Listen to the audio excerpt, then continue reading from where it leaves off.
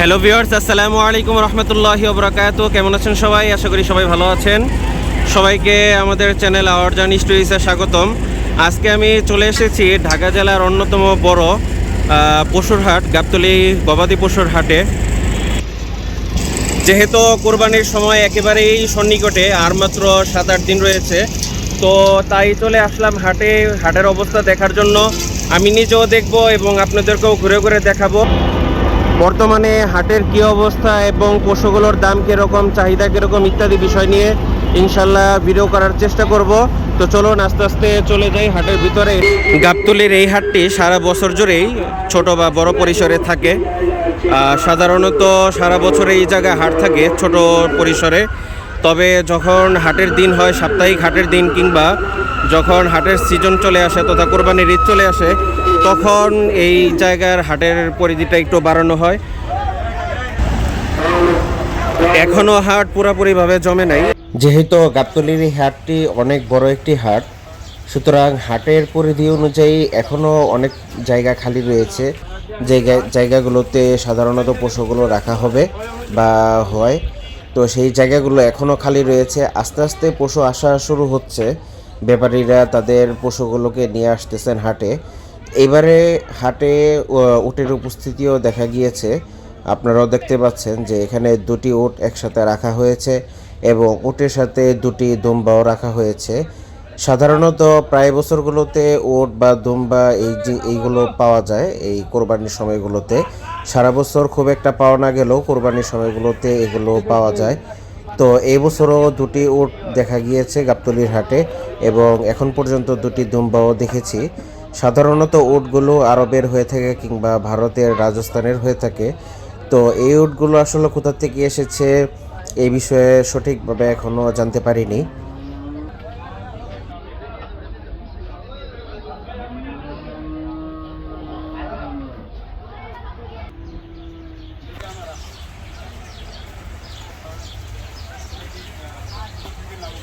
হাটগুলোতে এখন পর্যন্ত বড় গরুর তুলনায় বড় মহিষের সংখ্যাই অনেকটা বেশি দেখা গিয়েছে। বিভিন্ন জাতিরই মহিষ রয়েছে, দেশি বিদেশি এবং ক্রস বিভিন্ন ধরনেরই মহিষ দেখা গিয়েছে।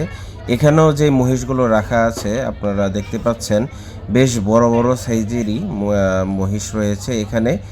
তো হাটের প্রায় অংশেই যতটুকু ঘুরেছি দেখলাম যে সেখানে বড় গরুর তুলনায় এবছর বড় বড় মহিষের সংখ্যাই অনেকটা বেশি।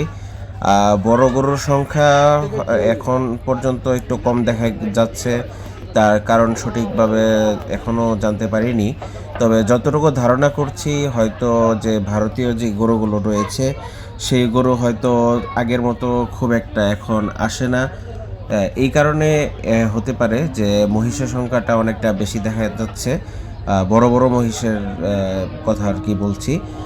এছাড়া ছোট গরু কিংবা দেশি গরুর সংখ্যা রয়েছে যথেষ্ট পর্যাপ্ত পরিমাণে।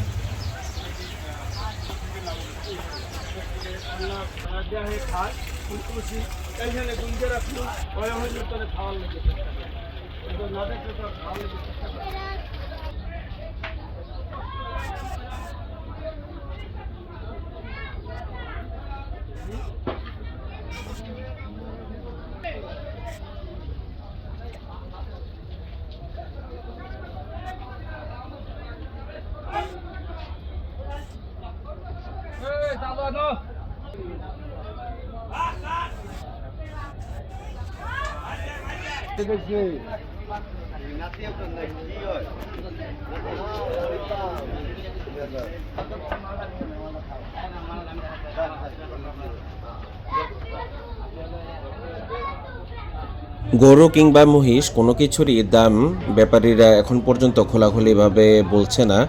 হয়তো তারা সময় নিতে চাচ্ছে যে হাটের পরিস্থিতি আসলে কেমন হবে, আরও পশু আসুক, সব কিছু মিলিয়ে হয়তো তারা একটা সময় নিতে চাচ্ছে। তারা কিছুটা সময় নিচ্ছে পশুগুলো বিক্রি করার ক্ষেত্রে। অবশ্য ক্রেতারাও যে পশু কিনতে এসেছেন এরকম সংখ্যাটাও কম, বরং বেশিরভাগ দর্শক দেখা গিয়েছে এরকম যারা পশুর হাটে এসেছেন একটু ঘুরতে বা পশুগুলো দেখতে বা কীরকম দাম চাচ্ছেন ব্যাপারীরা, এই বিষয়গুলো একটু যাচাই বাছাই করার জন্যই মূলত বেশিরভাগ মানুষ এসেছেন হাটগুলোতে। তবে সাধারণত ঢাকা বা ঢাকার আশপাশে যারা রয়েছেন তারা খুব একটা আগেভাগে পশুগুলো ক্রয় করে থাকেন না। ঈদের দেখা গেছে 2-1 দিন আগে অথবা 2-3 দিন আগে পশুগুলো ক্রয় করে থাকেন। তো ওই সময় আসল কেনাবেচাটা হয়। এখন পশুর উপস্থিতি হাটেও কম এবং ক্রেতাদের সংখ্যাও কম কেনার ক্ষেত্রে। বাকি দর্শক উপস্থিতি রয়েছে বেশ কিছুই। তারা এসেছেন, গরু দেখতেছেন বা অন্যান্য পশু যেগুলো রয়েছে যাদের চাহিদা যেরকম তারা ওইরকমভাবে দেখছেন, দামাদামিও করছেন। কোনো ব্যাপারীরা দাম বলছেন পশুগুলোর, তবে তারা যেই দামগুলো বলছেন সেই দামগুলো অনেকটা নাগালের বাহিরে। সাধারণত ছোট সাইজের বা এখন যেই সাইজের গরুগুলো আপনারা দেখতে পাচ্ছেন এগুলোর দামই প্রায় লাখের উপরে চাওয়া হচ্ছে, যেটা অনেকটা অস্বাভাবিকই বলা চলে। তো সুতরাং এখনও আসলে ব্যাপারীরা ওইরকমভাবে দামাদামি করছেন না বা দাম বলছেন না, এবং ক্রেতারাও দাম শুনে যে পাল্টা কোনো একটা দাম যে তারা বলবেন এই ধরনেরও কোনো পরিস্থিতি এখন পর্যন্ত দেখা যাচ্ছে না। বরং ব্যাপারীরা একটা দাম হয়তো বলছেন, ক্রেতারা শুনে চলে যাচ্ছেন। নতুন করে কোনো দাম যে বলবেন বিষয়টা এরকম না। তো এই ছিল হলো হাটের মোটামুটি অবস্থা, এবং আসলে এখনও পর্যন্ত পর্যাপ্ত পরিমাণ জায়গা খালি রয়েছে হাটের, যেখানে পশুগুলোকে রাখা হবে। তো আরও বিভিন্ন জায়গা থেকে পশুগুলো উপস্থিত হবে আগামী 2-1 দিনের মধ্যে।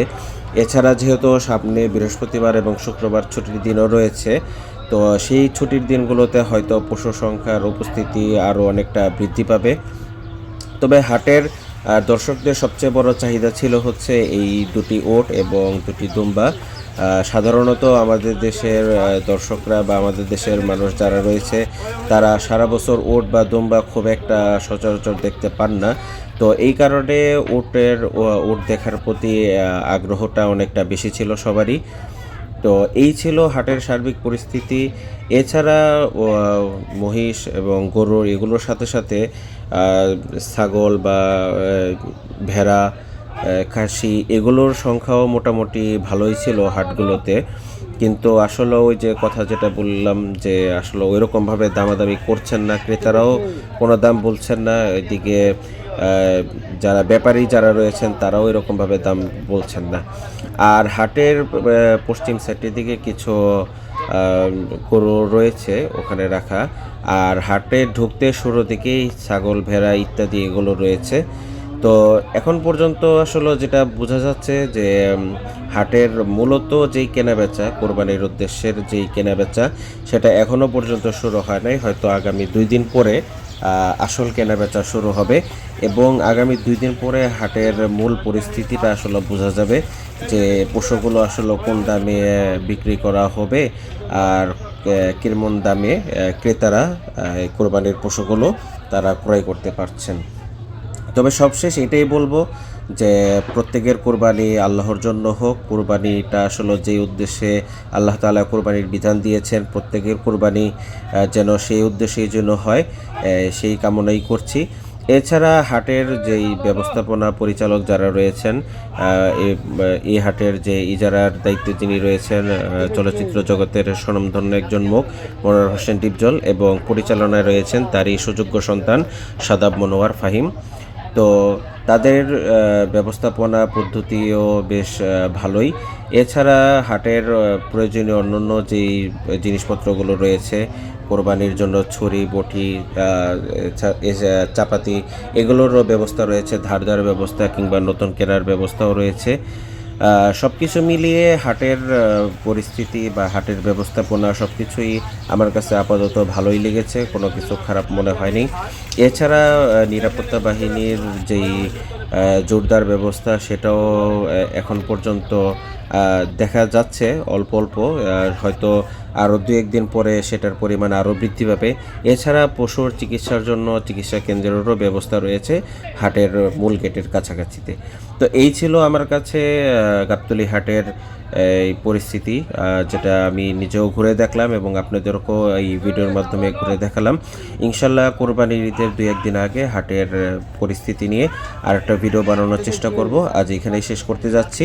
সবাই ভালো থাকুন, সুস্থ থাকুন। আল্লাহ হাফেজ। আসসালামু আলাইকুম ওয়া রাহমাতুল্লাহি ওয়া বারাকাতুহু।